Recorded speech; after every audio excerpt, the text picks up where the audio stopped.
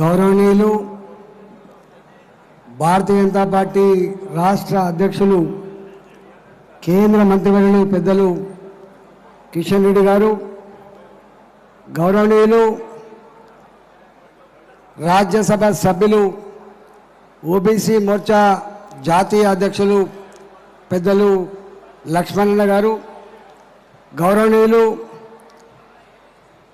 కేంద్ర పార్టీ జాతీయ ప్రధాన కార్యదర్శి మురళీధరరావు గారు, గౌరవనీయులు మాజీ పార్లమెంట్ సభ్యులు చేవెళ్ళ అభ్యర్థి కొండా విశ్వేశ్వరరెడ్డి గారు, గౌరవనీయులు హైదరాబాద్ అభ్యర్థి మాధవీలత గారు, గౌరవ మాజీ శాసనసభ్యులు శాసన మండలి సభ్యులు అన్ని జిల్లాల పార్టీ అధ్యక్షులు వివిధ హోదాలో ఉన్నటువంటి పార్టీ నాయకులు ప్రజాప్రతినిధులు మీడియా మిత్రులకు సహచర కార్యకర్తలకు నాయకులకు అందరికీ నమస్కారం। జై తెలంగాణ, భారత్ మాతా కీ, భారత్ మాతా కీ, జై శ్రీరామ్, జై శ్రీరామ్।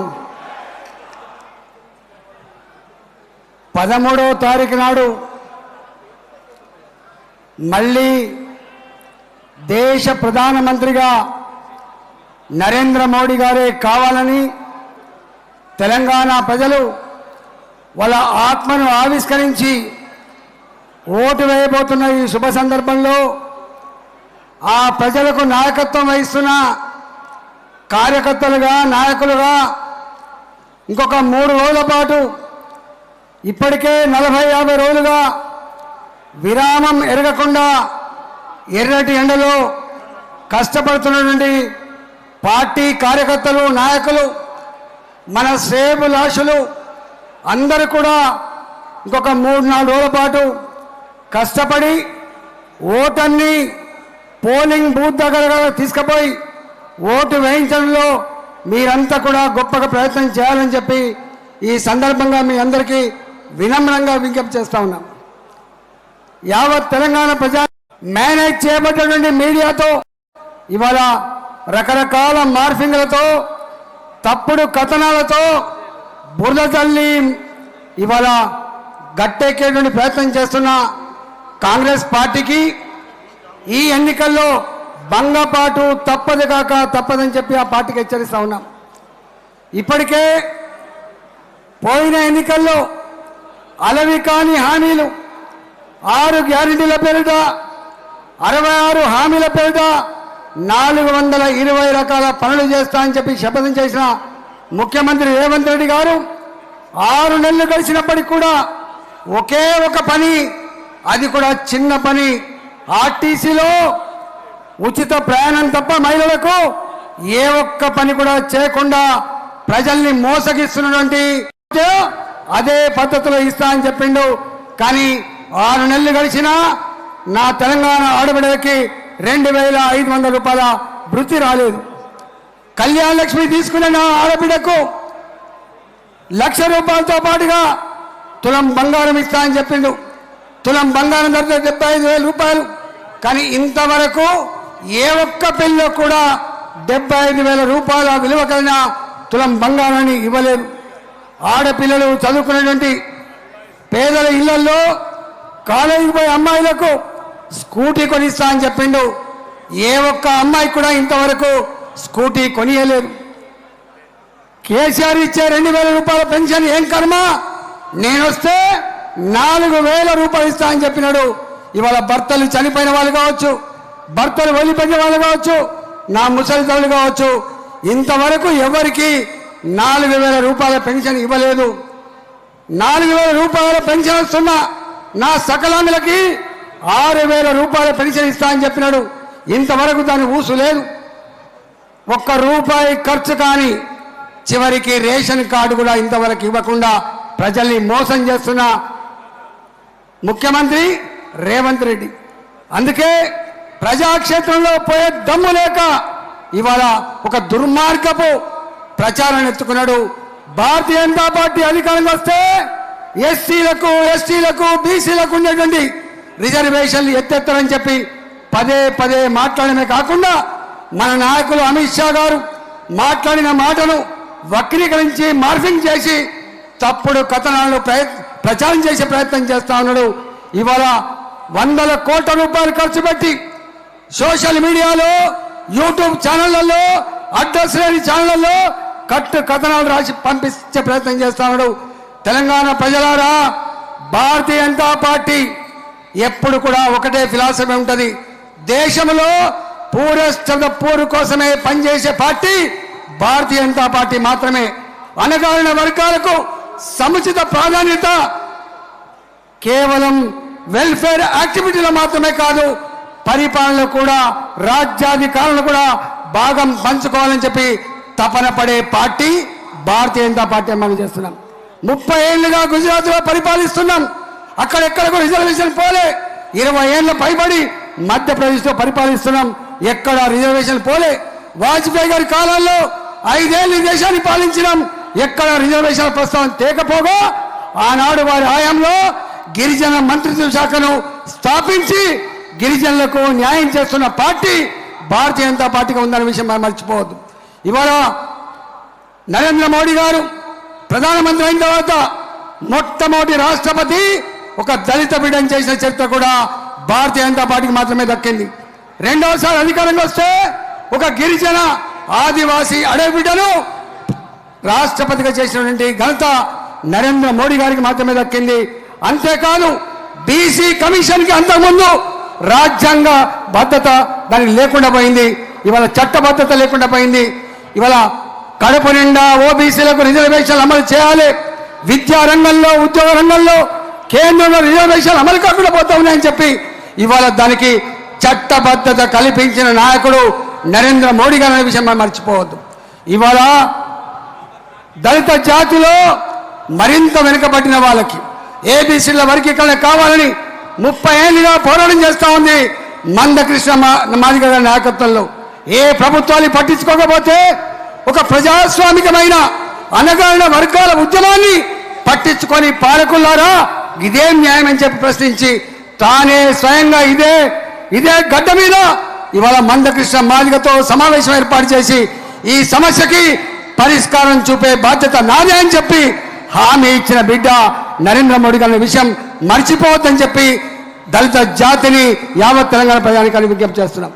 ఇవాళ అగ్రవర్ణాల్లో ఉండే పేదలు 70 సంవత్సరాల తర్వాత కూడా వాళ్ళు ఇంకా పేదలుగానే మిగిలిపోతా ఉన్నారు. వాళ్ళని కూడా అప్లిఫ్ట్ చేయాలని చెప్పి ధైర్యంగా ఇవాళ అగ్రవర్ణాల్లో ఉన్న పేదలకి ఈడబ్ల్యూఎస్ రిజర్వేషన్ కల్పించి ఆ పిల్లలకు కూడా విద్యా ఉద్యోగ అవకాశాల్లో స్థానం కల్పించిన బిడ్డ నరేంద్ర మోడీ గారు. గా ప్రభుత్వాన్ని పట్టుకొని మీరు మీ ముఖాలకు మీ హయాంలో ఎన్నునైనా కేంద్రంలో మంత్రివర్గంలో ఓబీసీల నంబర్ ఎంత, ఎస్సీల నంబర్ ఎంత, ఎస్టీల నంబర్ ఎంత చెప్పే దమ్ము మీకుందా అని చెప్పి ప్రశ్నిస్తా ఉన్నా. ఇవాళ నరేంద్ర మోడీ గారి నాయకత్వంలో కేంద్రంలో 76 మంది మంత్రి పదవులు ఉంటే 27 మంది మంత్రి పదవులు ఓబీసీలకు ఇచ్చి ఓబీసీలను దేశంలో అప్లిఫ్ట్ చేసినటువంటి నాయకుడు, గుర్తించిన నాయకుడు, గౌరవించిన నాయకుడు నరేంద్ర మోడీ గారు. ఎస్సీల కోసం 12 మంత్రి పదవులు ఇచ్చి, ఎస్టీల కోసం 8 మంత్రి పదవులు ఇచ్చి ఇవాళ మహిళలకు కూడా సముచిత ప్రాధాన్యత కల్పించి ఒక మహిళను ఆర్థిక మంత్రిగా చేసిన చరిత్ర కూడా మోడీ గారికి దక్కింది. కాబట్టి మీరు మోడీ గారి మీద విమర్శించడం అంటే సూర్యుని మీద ఉమ్మేస్తే ఏమైతో గుర్తుపెట్టుకోమని చెప్పి సందర్భంగా హెచ్చరిస్తా ఉన్నా. ఇవాళ రెండవ మాట ఈరోజు భారతీయ జనతా పార్టీ అధికారంకి వస్తే ఇచ్చిన హామీలు అమలు చేస్తున్నాడు. అయిపోయిందా? ఒక్క నిమిషమా.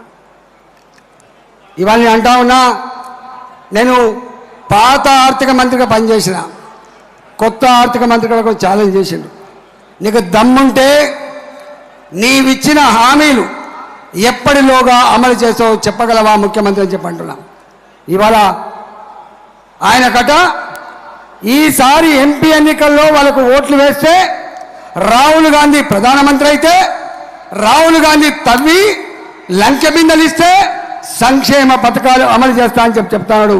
నేను అంటున్నా 2014లో కనీసం నీ పార్టీకి ప్రతిపక్ష హోదా రాలే, రెండవసారి ప్రతిపక్ష హోదా రాలేదు, ఈసారి కూడా ప్రతిపక్ష హోదా వస్తుందా రాదా దేశ ప్రజానికం నిర్ణయించేటువంటి పార్టీ హోదా రాని పార్టీ తెలంగాణ గడ్డ మీద ఓట్లేస్తే రాహుల్ గాంధీ ప్రధానమంత్రి అయితే ఇవాళ ఆయన లంక బిందెలిస్తే ఆ డబ్బుతో ఇవాళ నువ్వు ఇచ్చిన హామీలు అమలు చేస్తా అని చెప్తున్నావు. తెలంగాణ ప్రజలారా గమనించమని చెప్పి కోరుతా ఉన్నా. భారతీయ జనతా పార్టీ ఎంపీలు గెలిస్తే నిధులు రావని చెప్పి మాట్లాడుతున్నారు. నీ జ్ఞానం ఉందా అని చెప్పి అడుగుతా ఉన్నా. ఈ రాష్ట్రంలో 10 సంవత్సరాల కాలం పాటు బీఆర్ఎస్ టీఆర్ఎస్ పార్టీ ప్రభుత్వంలో ఉన్నప్పటికీ కూడా జాతీయ రహదారులలో కావచ్చు, హైదరాబాద్ లో ఫ్లైఓవర్ల నిర్మాణం కావచ్చు, హైదరాబాద్ లో ఇవాళ రైల్వే స్టేషన్ నిర్మాణం కావచ్చు, రామగుండంలో ఎల్లో ఫ్యాక్టరీ నిర్మాణం కావచ్చు, దేంట్లో కూడా ఎక్కడ తెలంగాణకు చిన్న చూపు చూడలే.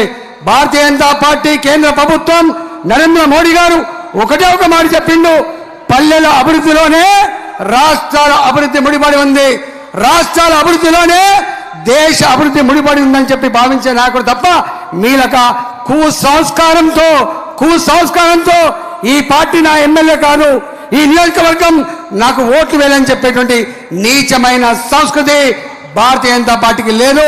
ఇవాళ తెలంగాణలో రేపు అభివృద్ధి జరగాలంటే, రేపు నిధులు రావాలంటే భారతీయ జనతా పార్టీ ఎంపీలు గెలిస్తేనే నిధులు ఎక్కువ వచ్చేటువంటి ఆస్కారం ఉంది తప్ప ఇలా కాంగ్రెస్ పార్టీకి ఓటేస్తానో బీఆర్ఎస్ పార్టీకి ఓటేస్తానో రేపు జీరో వాల్యూ మోరీలు వేసినట్టే తప్ప ఉపయోగం లేదని చెప్పి మనం చేస్తా ఉన్నా. నేను 70-75 రోజులుగా ప్రజాక్షేత్రంలో తిరుగుతా ఉన్నా. ఎక్కడ పోయినా ఒకటే మాట, బిడ్డ మొన్నటి ఎన్నికలు ఏదో అయిపోయినాయి, ఈసారి మాత్రం మోడీ గారే మళ్ళీ ప్రధానమంత్రి కావాలి, దేశం సురక్షితంగా సుభిక్షంగా ప్రపంచ చిత్రపటం మీద దేశ ఔన్నత్యం గౌరవం పెరగాలంటే మోడీ గారే రావాలంటున్నారు.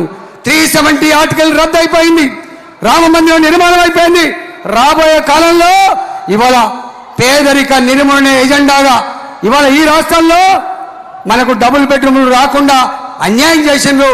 రేపు మోడీ గారు మన మల్కాయి వచ్చినప్పుడు ఒకటే మాట చెప్పిండు, రాజేంద్రజీ తెలంగాణ సమాజ్ को తెలంగాణ हवाम को क्या चाहिए, ఎలక్షన్ మే వాదా కరో హమ్ జరూర్ కరెంగే అని చెప్పే మాట ఇచ్చిండో తప్పకుండా ఇవాళ యావత్ తెలంగాణ ప్రాంతంలో పిల్లల ఉద్యోగాల అవకాశాలు పెంచడం కోసం కావచ్చు, ఇవాళ వాళ్ళకు ఇతరత్ర ట్రైనింగ్ సెంటర్లు కావచ్చు, ఇవాళ ఇన్ఫ్రాస్ట్రక్చర్ డెవలప్మెంట్లో కావచ్చు, దేనికైనా నిధులు ఇవ్వగలిగే సపోర్ట్ చేయగలిగేటువంటి పెద్ద మనసు నాయకుడు నరేంద్ర మోడీ గారు. కాబట్టి ఇవాళ యావత్ తెలంగాణ ప్రజానికం అంతా కూడా నరేంద్ర మోడీ గారికి ఢిల్లీలో ఇవాళ ఇక్కడ మల్కాగిరిలో, సికింద్రాబాద్ లో కిషన్ రెడ్డి గారు, హైదరాబాద్ లో మాధవీలత గారు, విశ్వేశ్వర రెడ్డి గారు, ఇవాళ చేవెళ్లలో బూర నరసేగౌడ్ గారు, భువనగిరిలో అదేవిధంగా ఇతర ప్రాంతాల్లో ఉన్నటువంటి మన నాయకులందరూ కూడా